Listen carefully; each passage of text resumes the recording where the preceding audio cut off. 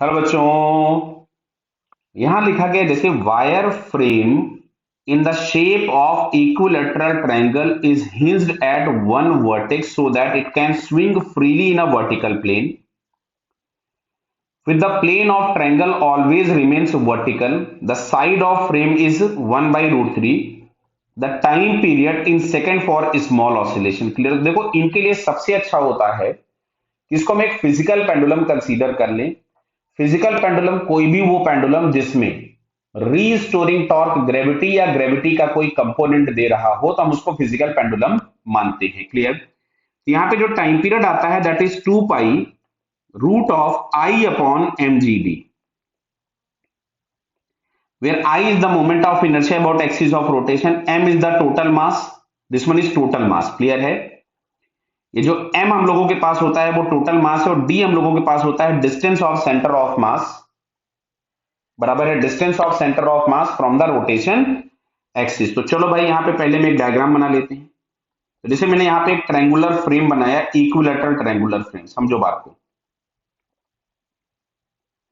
और यहाँ क्वेश्चन में दिया हुआ है कि इसको हमने इस पॉइंट पे हैंग कर रखा है, यानी ये रोटेशन एक्सिस हो गई तो इसका सेंटर ऑफ मास यहाँ कहीं होगा। तो सबसे पहले हम सारी डिस्टेंसेस फाइंड करते हैं। मान लिया साइड लेंथ ए है, जो कि ए बराबर आपको दी गई है 1 बाई रूट 3, बराबर है। तो ये जो परपेंडिकुलर हम लोगों के पास डिस्टेंस आएगी ये आ जाएगी ए कॉस 30, यानी 1 by root 3 into root 3 by 2। तो फाइनली हमारे पास आ गया 1 बाई 2 मीटर। कितना आ गया? 1 बाई 2 मीटर।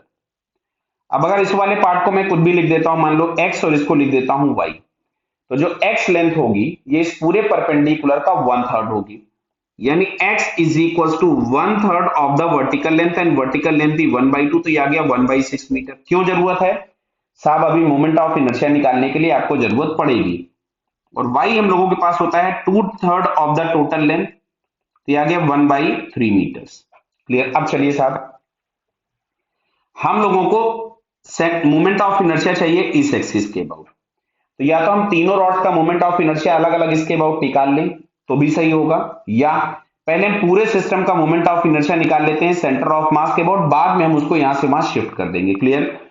तो पहले मैं फाइंड कर रहा हूं आईसीएम पूरे सिस्टम का। तो यहां से अगर मैं किसी एक रॉड के लिए लिखूं तो it is M L square by 12 plus M into X square, और इस तरीके की तीनों रॉड्स के लिए सेम होगा, तो मैंने मल्टीप्लाइड बाई 3 कर दिया। क्लियर है क्या? चलिए साहब, यहां से आ रहा है m बाई 12 और l बराबर मतलब साइड जो लेंथ हम लोगों को गिवन है वो गिवन थी 1 बाई रूट 3, तो इसका स्क्वायर किया तो ये हो गया 1/3 plus m into X square, और x बराबर आ रहा था 1/6, तो इसको क्या मैं 1/36 लिख दूं इंटू 3। ये अभी आ रहा है पूरे सिस्टम का सेंटर ऑफ मास के अबाउट। फिर इसको हम लोग यहां से यहां पे शिफ्ट करेंगे रिक्वायर्ड एक्सिस के अबाउट। क्लियर? ये दिख रहा है m/36, m/36 मैं एक बार और लिख देता हूं, चलिए m/36 प्लस m/36 इंटू 1/3। तो क्या दिख रहा है? ये m/18 हो जाएगा इंटू 3। तो फाइनली जो हमको आईसीएम मिला दैट इज m/6। अब हमें इसको शिफ्ट करना है इस रिक्वायर्ड एक्सिस के अबाउट, तो हम लोग यहां पे चलिए मैं इसको अलग कलर से लिख देता हूं।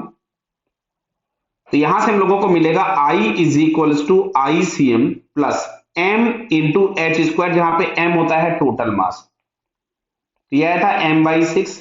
भैया टोटल मास हो गया 3m तीनों रॉड्स का इंटू h, और h की जगह हम लोग लिखेंगे y का स्क्वायर। क्या लिखोगे? y का स्क्वायर। क्या क्लियर है? तो ये यहां से आ गया m/6 plus 3m into Y का स्क्वायर, अगर हम लोग करेंगे तो इट इज 1/9। समझ में आ रहा है ना? ये y का स्क्वायर करोगे तो 1/9। तो देखो यहां से हमारे पास ये आ रहा है m/6 प्लस m/3। यहां से हम लोगों ने 6 एलसीएम ले लिया, तो 6 एलसीएम लेने पे यहां पे आपको मिलेगा m प्लस ये हम लोगों को मिला 2m, यानी हमारे पास ये आ रहा है 3m/6, मतलब इसको हम लिख सकते थे m/2। तो मोमेंट ऑफ इनर्शिया मिला m/2। अब हम आ रहे हैं टाइम पीरियड पे। तो 2 pi root of I upon M G D, तो 2 पाई। अच्छा, आई की जगह हमारे पास हो गया m/2, m की जगह हो गया 3m, g तो g ही था, और d की जगह हम लोगों के पास क्या होगा, ध्यान से देखिए।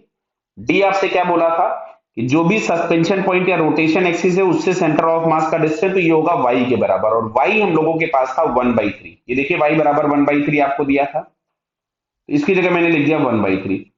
इस 3 से 3 कैंसिल हो गया, इस m से ये m कैंसिल हो गया, तो फाइनली हमको यहां से मिलता है 2 पाई इंटू 1/√20। दिख रहा है क्या, 2 पाई √20 मिलेगा। अब √20 को हम लोग चाहें तो इसमें से अगर हम इसको 4 का रूट बाहर निकालें तो ये आ जाएगा 2, और बचेगा 1/√5, तो 2 से 2 कैंसिल हो गया, तो फाइनली आंसर हमको मिलता है π/√5। क्लियर है। तो π/√5 सेकेंड्स अगर हम ऑप्शन में चेक करें तो π/√5 सेकेंड्स आपको डी ऑप्शन में दिख रहा है, सो बेटा इसका करेक्ट आंसर हम लोगों को मिलेगा डी। ओके बेटा, ऑल द बेस्ट।